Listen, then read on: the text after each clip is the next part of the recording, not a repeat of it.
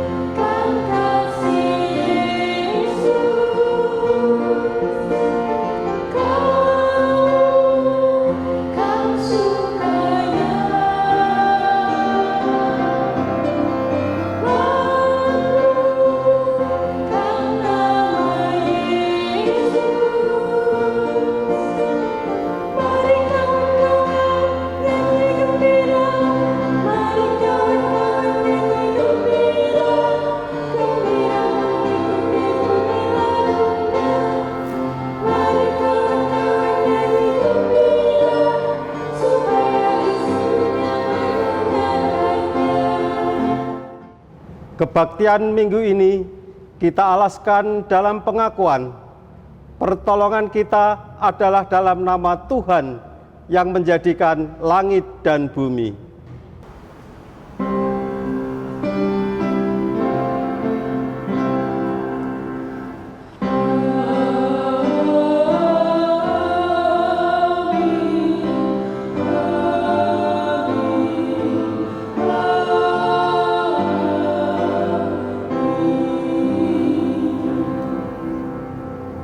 Kasih karunia dan damai sejahtera dari Allah Bapa kita dan dari Tuhan Yesus Kristus menyertai saudara sekalian.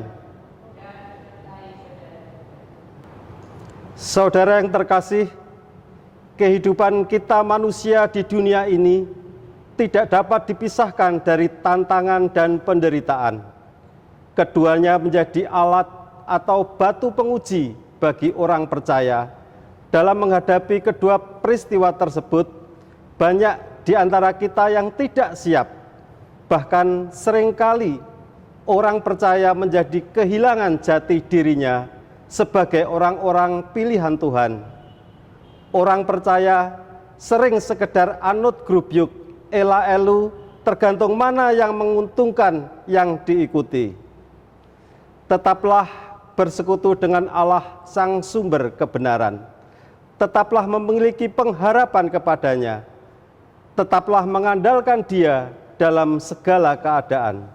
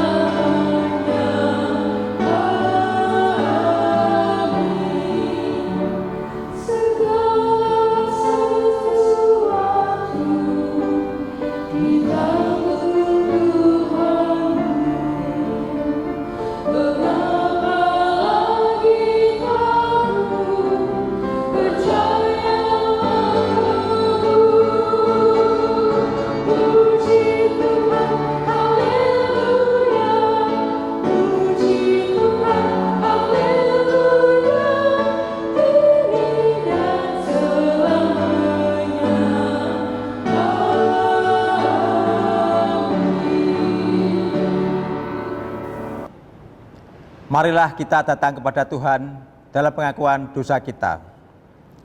Ya Allah yang Maha Pengasih, dalam pergumulan kami di dunia ini, seringkali kami bertanya, Tuhan, mengapa penderitaan, sakit, dan kesulitan ini menimpa kami? Ya Tuhan, betapa terbatasnya pemahaman kami untuk mengerti maksud-Mu dalam peristiwa kehidupan yang terjadi. Ampunilah kami ya Tuhan, jika hati kami mengeras, sering meragukan-Mu. Ampunilah kami ya Tuhan, jika kami sering mengeluh, galau, saat yang kami harapkan tidak segera menjadi kenyataan. Ampunilah kami ya Tuhan, jika seringkali kami mengabaikan sapaan-Mu, didikan-Mu, dan peringatan-peringatan-Mu untuk kebaikan kami. Kami percaya oleh anugerah-Mu dalam kuasa Tuhan Yesus Kristus yang menjadi juru selamat kami. Pulihkanlah kami, kuatkanlah kami, Tuhan. Amin.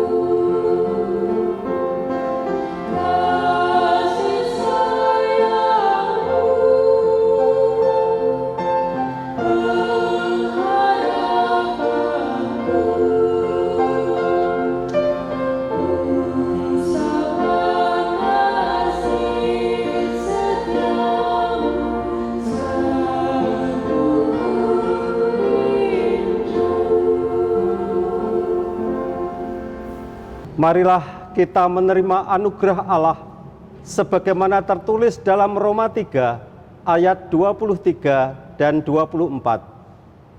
Karena semua orang telah berbuat dosa dan telah kehilangan kemuliaan Allah, dan oleh kasih karunia telah dibenarkan dengan cuma-cuma karena penebusan dalam Kristus Yesus. Demikianlah berita anugerah dari Tuhan.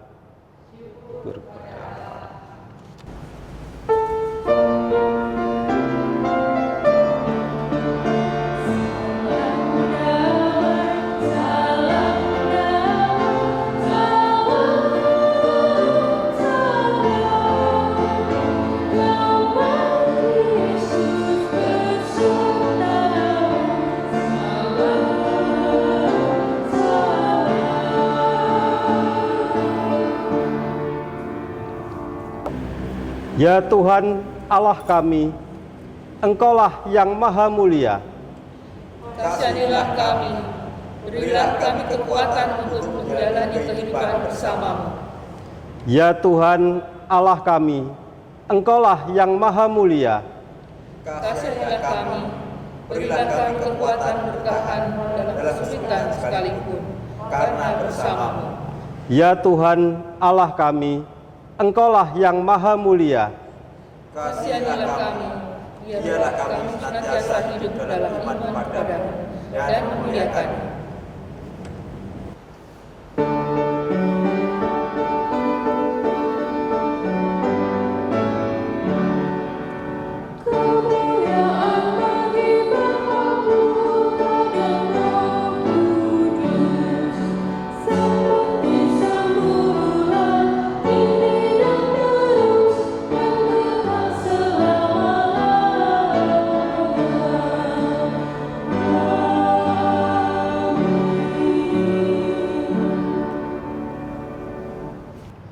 Mari kita berdoa.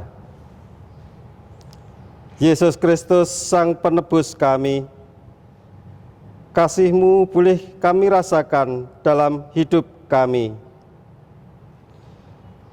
Kami akan menerima sabda-Mu. Mohon berkati mereka yang akan membacakan sabda-Mu.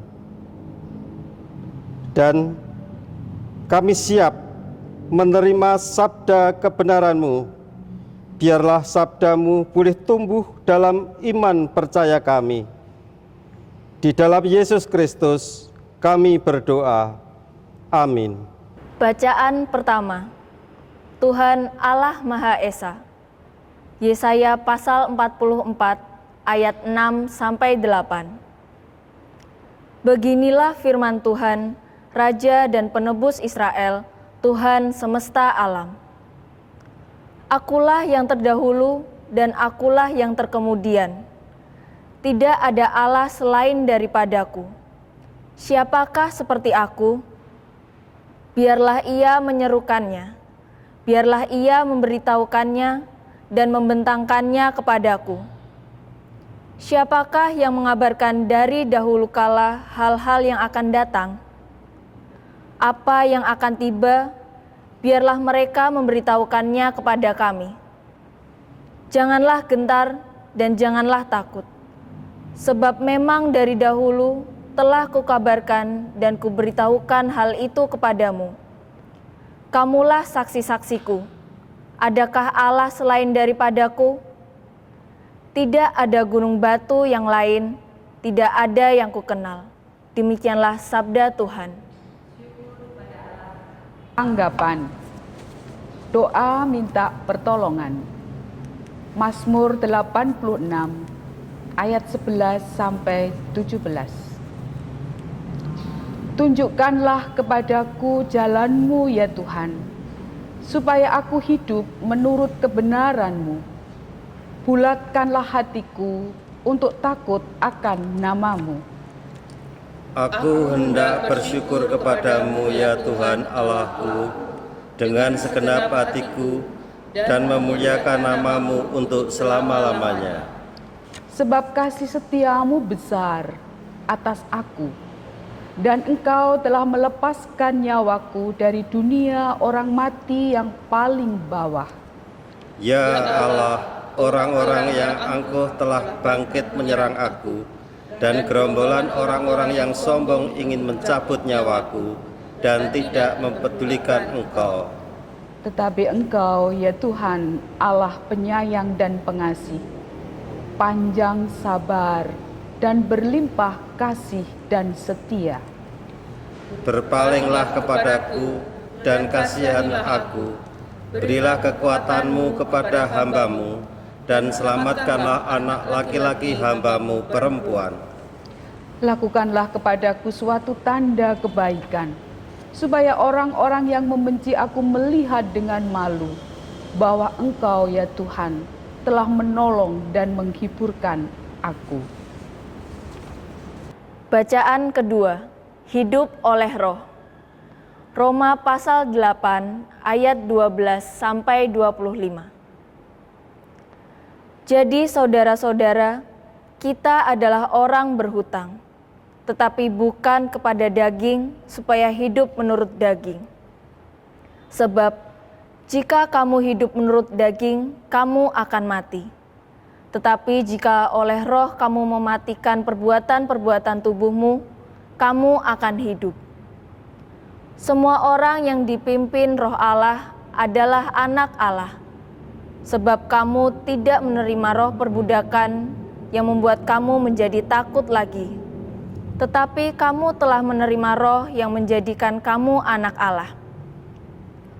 Oleh roh itu kita berseru, "Ya Aba, ya Bapa."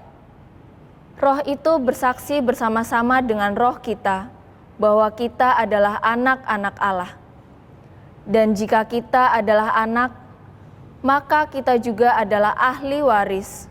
Maksudnya orang-orang yang berhak menerima janji-janji Allah, yang akan menerimanya bersama-sama dengan Kristus, yaitu jika kita menderita bersama-sama dengan Dia, supaya kita juga dipermuliakan bersama-sama dengan Dia. Sebab aku yakin bahwa penderitaan zaman sekarang ini tidak dapat dibandingkan dengan kemuliaan yang akan dinyatakan kepada kita. Sebab dengan sangat rindu seluruh makhluk menantikan saat anak-anak Allah dinyatakan.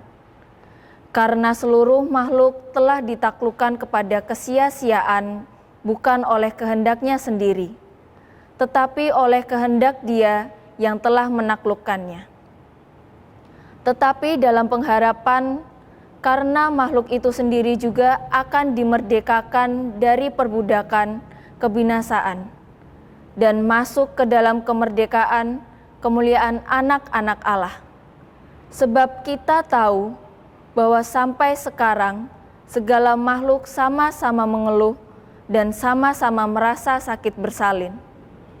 Dan bukan hanya mereka saja, tetapi kita yang telah menerima karunia sulung roh, kita juga mengeluh dalam hati kita sambil menantikan pengangkatan sebagai anak, yaitu pembebasan tubuh kita.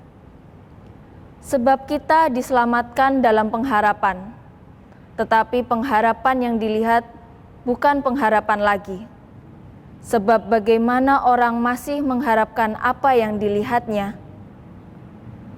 Tetapi jika kita mengharapkan apa yang tidak kita lihat, kita menantikannya dengan tekun. Demikianlah sabda Tuhan.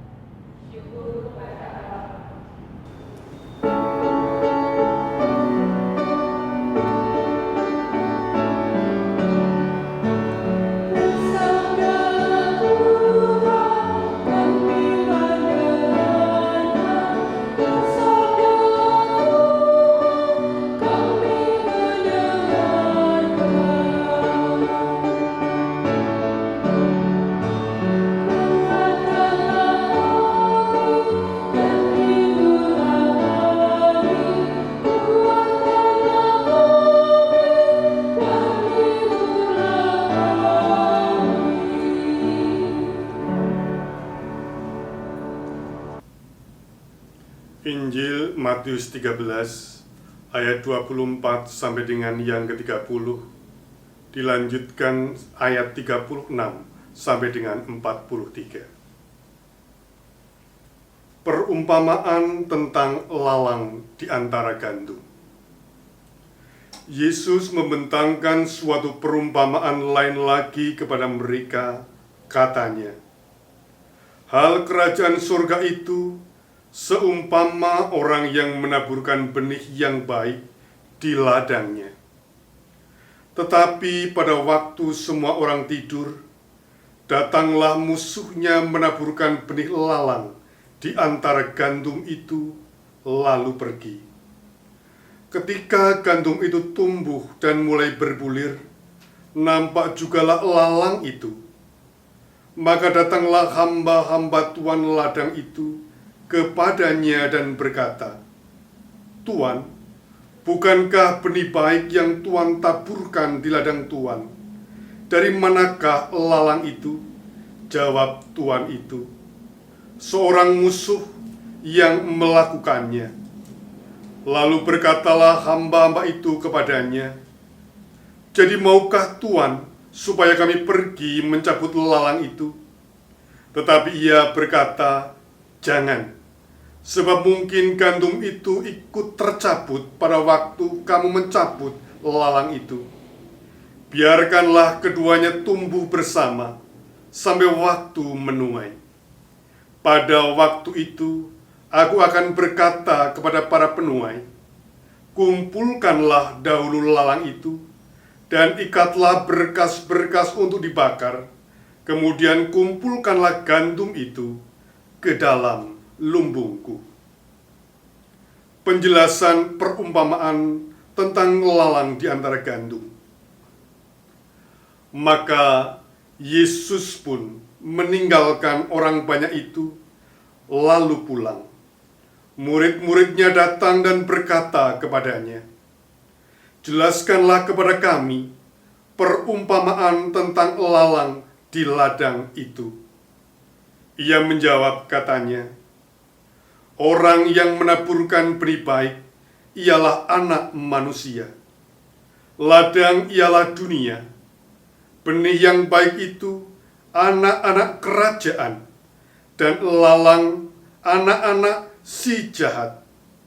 Musuh yang menaburkan benih lalang ialah iblis. Waktu menuai ialah akhir zaman, dan para penuai itu malaikat. Maka seperti lalang itu dikumpulkan dan dibakar dalam api, demikian juga pada akhir zaman, Anak Manusia akan menyuruh malaikat-malaikatnya, dan mereka akan mengumpulkan segala sesuatu yang menyesatkan dan semua orang yang melakukan kejahatan dari dalam kerajaannya. Semuanya akan dicampakkan ke dalam dapur api.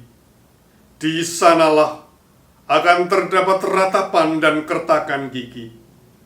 Pada waktu itulah orang-orang benar akan bercahaya seperti matahari dalam kerajaan Bapa mereka. Siapa bertelinga, hendaklah ia mendengar." Demikianlah sabda Tuhan. Yang berbahagia ialah mereka yang mendengarkan dan melakukannya dalam kehidupan sehari-hari. Haleluya.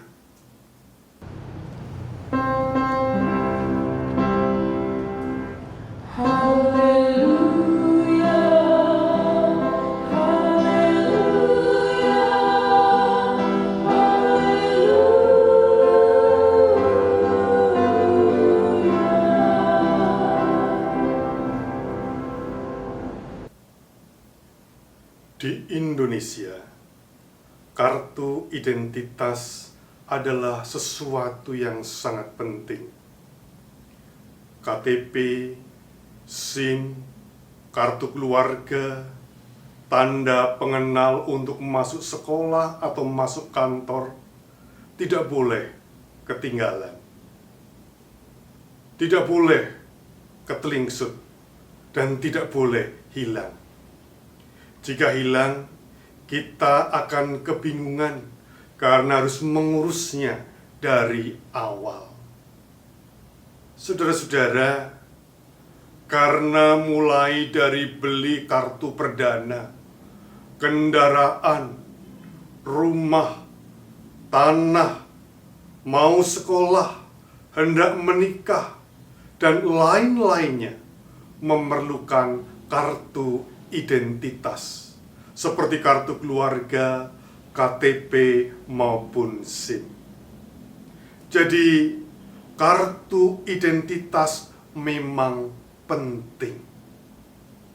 Dan sebenarnya identitas bukan sekedar soal kartu. Ini adalah persoalan jati diri. Bukan hanya terkait ciri luar seseorang, melainkan juga karakter yang ada di dalam diri seseorang. Bukan hanya persoalan warna kulit, warna rambut, bentuk mata, maupun bentuk hidung, melainkan juga meliputi sikap, pikiran, perasaan, dan itulah identitas atau jati diri. Antara satu dengan yang lainnya berbeda, tidak sama. Saudara-saudara, bunglon adalah binatang yang memiliki identitas, yaitu sering berganti warna kulit. Apakah manusia juga dapat berganti karakter, ganti identitas karena menyesuaikan diri dengan keadaan? Beradaptasi tentu bukan hal yang salah. Namun tidak dapat disangkal seringkali kita dapat dengan mudah melupakan, menggadaikan jati diri kita karena ingin terlepas dari tekanan atasan, ingin mendapat simpati dari teman-teman, atau karena tidak tahan terhadap penderitaan. Siapakah yang tidak pernah menderita? Tentu tidak ada. Semuanya pernah merasakannya. Dan karena diakibatkan oleh diri sendiri, karena menanggung keluarga, karena kejahatan orang lain, atau karena masih banyak hal yang perlu dilakukan, kita seringkali merasakan banyak sebab musabab menderita. Jadi siapakah yang ingin melanjutkan penderitaan? Tentu tidak ada. Suka atau tidak suka, sadar atau tidak sadar, kesusahan dan penderitaan menjadi bagian hidup kita sehari-hari. Padahal yang selalu kita harapkan adalah hidup bahagia. Ada banyak penderitaan yang datang pergi begitu saja. Namun ada kalanya penderitaan adalah buah akibat perbuatan kita sendiri. Kita ingin sukses, karir senantiasa naik menanjak, status sosial tinggi, itu tidak dilarang dan baik-baik saja. Bahkan perlu diwujudkan agar kita dapat mencukupi kebutuhan setiap orang, diri kita maupun orang lain. Tentu banyak orang mengharapkannya dan tidak jarang dihiasi dengan persaingan. Dan tidak sedikit yang merebutnya dengan menghalalkan segala macam cara.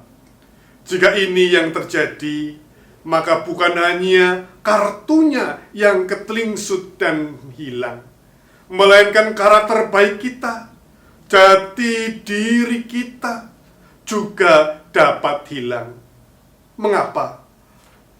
Karakter baik jati diri kita hilang karena penderitaan, karena menghalalkan segala macam cara, karena kita takut menderita.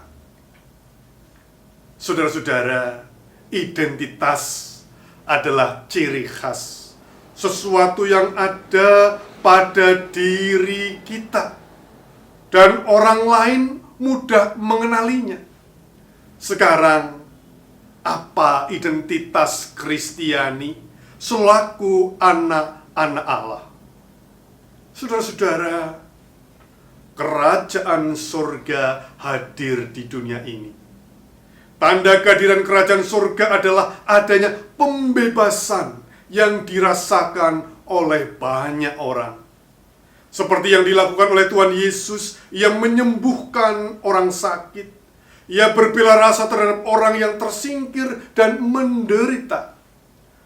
Ia menghadirkan kerajaan surga di tengah dunia dan menjadi sumber bahagia bagi banyak orang. Meskipun untuk itu semua, demi menghadirkan kerajaan surga, ia harus menderita dan tersalib.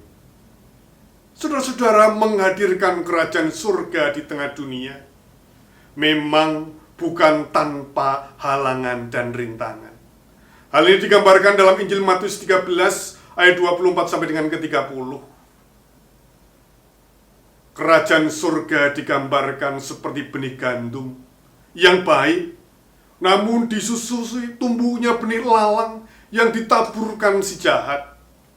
Tanaman gandum dan ilalang yang tumbuh bersama adalah sebuah perumpamaan yang menggambarkan bahwa di dunia ini kebaikan dan kejahatan ada bersama-sama, dan memang diperlukan kesabaran, diperlukan daya juang, diperlukan kesediaan untuk menderita demi menaburkan kebaikan dalam rangka menghadirkan kerajaan surga di dunia. Yesus adalah Sang Putra Anak sulung Bapa.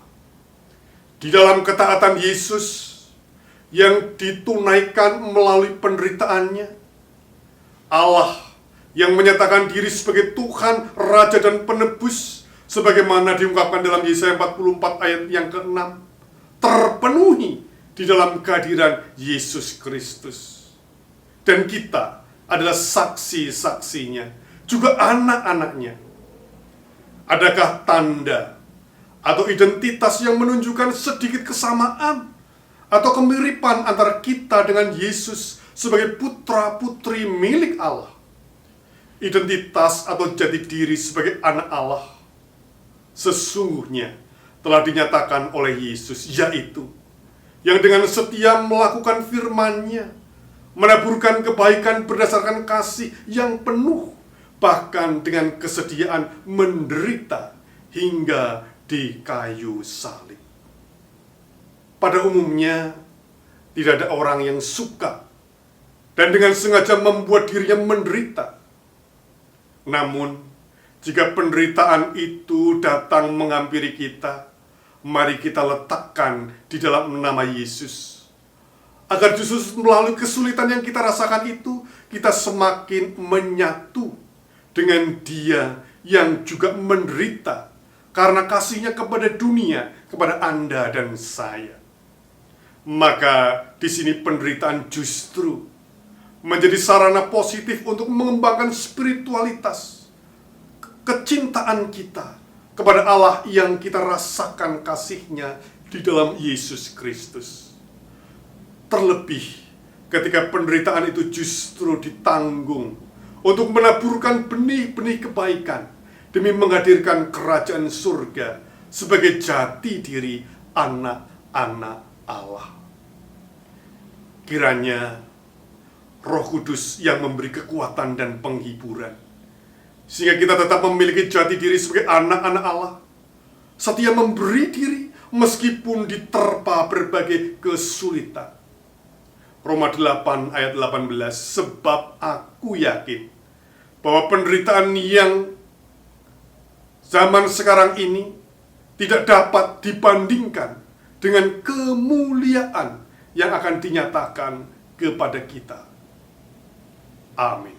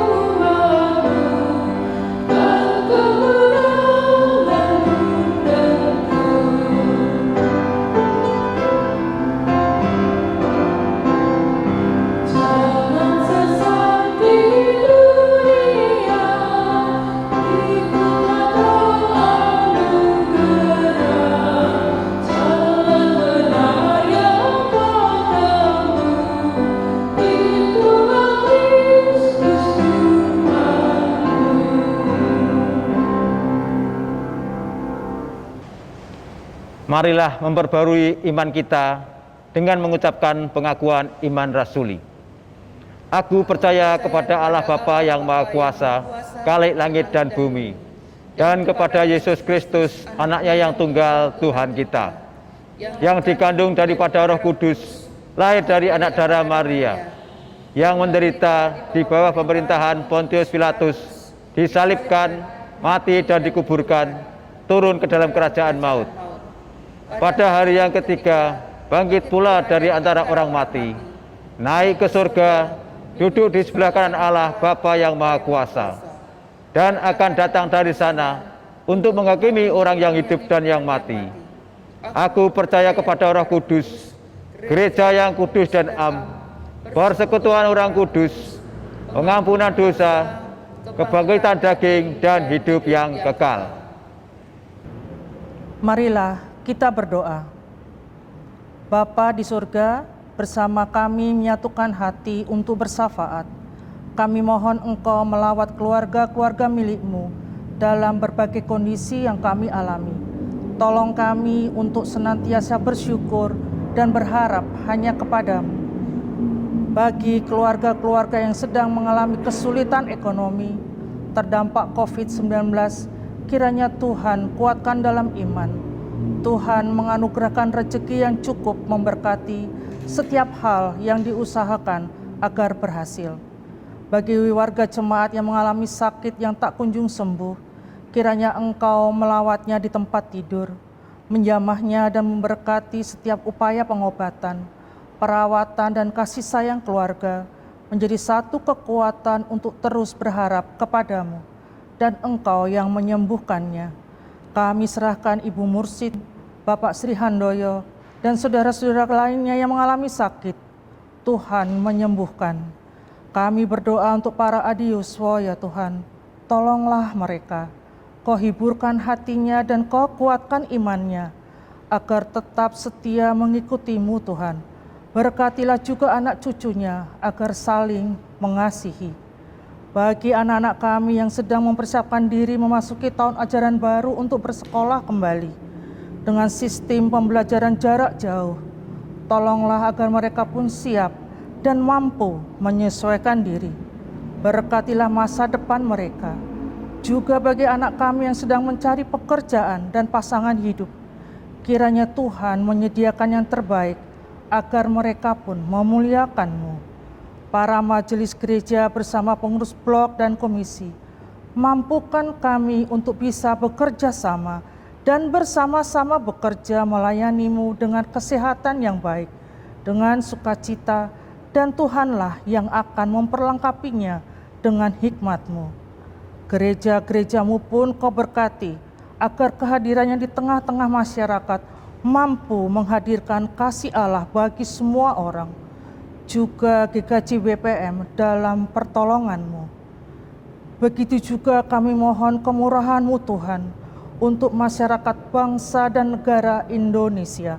Berilah rahmat-Mu dalam perjuangan untuk menghadirkan kehidupan yang sejahtera, aman dan menghargai sesama, dan dalam memelihara lingkungan.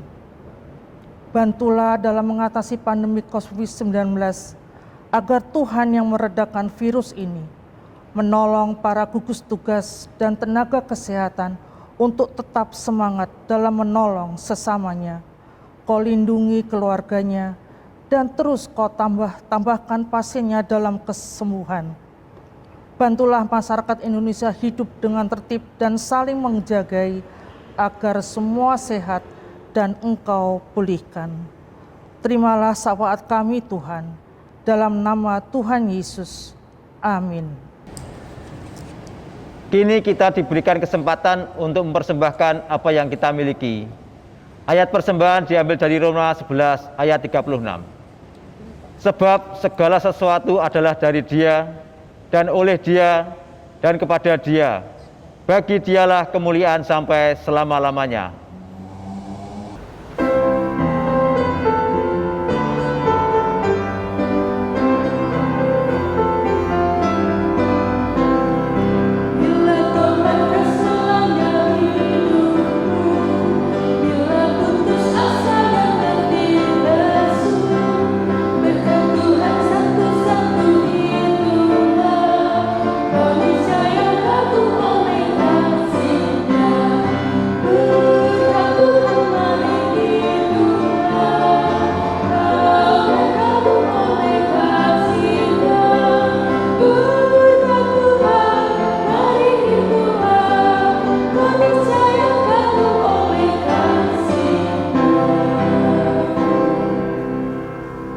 Marilah kita berdoa. Bapa di surga, terima kasih atas setiap berkat yang telah kami terima. Bersyukur atas setiap penyertaan-Mu di dalam setiap kerja dan usaha yang kami lakukan. Tanpa Tuhan, maka semua sia-sia belaka. Kini kami datang dengan mengaturkan persembahan kami, juga seluruh hidup kami. Terimalah ya Tuhan, dan pakailah untuk berkelangsungan kehidupan jemaat-Mu dalam berpelayanan. Di dalam nama Tuhan Yesus Kristus yang telah mengajarkan kami berdoa. Bapa kami yang di surga, dikuduskanlah nama-Mu, datanglah kerajaan-Mu, jadilah kehendak-Mu, di bumi seperti di surga. Berikanlah kami pada hari ini makanan kami yang secukupnya, dan ampunilah kami akan kesalahan kami, seperti kami juga mengampuni orang yang bersalah kepada kami. Dan janganlah membawa kami ke dalam pencobaan, tetapi lepaslah kami daripada yang jahat. Karena Engkaulah yang punya kerajaan, dan kuasa, dan kemuliaan, sampai selama-lamanya. Amin.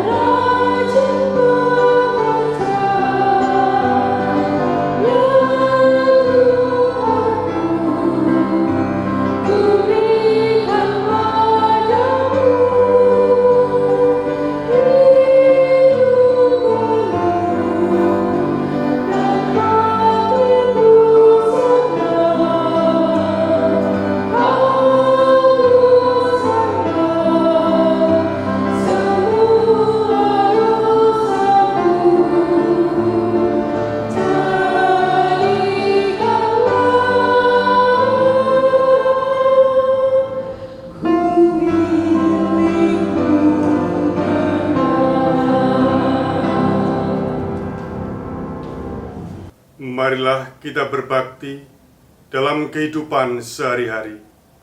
Arahkanlah hatimu kepada Tuhan. Kami mengarahkan hati kepada Tuhan.